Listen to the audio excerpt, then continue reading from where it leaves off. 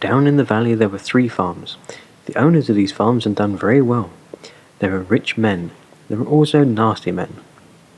All 3 of them were about as nasty and mean as any you could meet. Their names were Farmer Boggis, Farmer Bunce, and Farmer Bean. Boggis was a chicken farmer.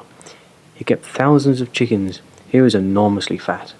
This was because he ate 3 boiled chickens smothered with dumplings every day for breakfast, lunch, and supper.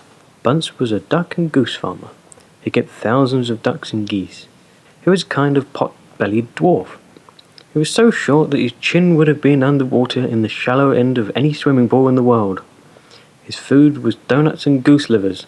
He mashed the livers into disgusting paste and then stuffed the paste into the donuts. This diet gave him a tummy ache and a beastly temper. Bean was a turkey and apple farmer. He kept thousands of turkeys in an orchard full of apple trees. He never ate any food at all.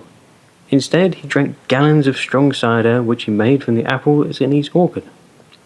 He was as thin as a pencil and the cleverest of them all. Boggis, Bunce, and Bean, one fat, one short, one lean. These horrible crooks, so different in looks, were nonetheless equally mean. This was what the children round about used to sing when they saw them. On a hill above the valley there was a wood. In the wood there was a huge tree. Under the tree there was a hole. In the hole lived Mr. Fox and Mrs. Fox and their 4 small foxes.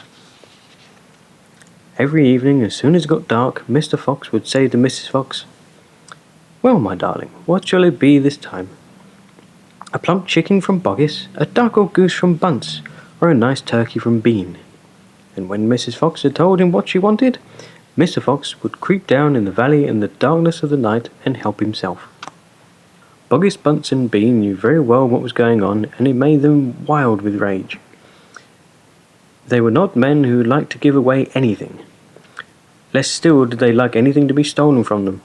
So every night each one of them would take his shotgun and hide in a dark place somewhere on his own farm, hoping to catch the robber.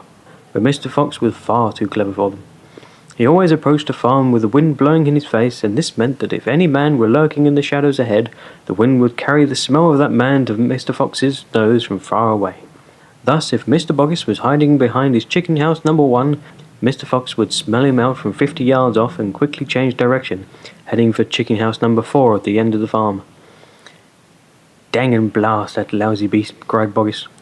"I'd like to rip his guts out," said Bunce. "He must be killed," cried Bean.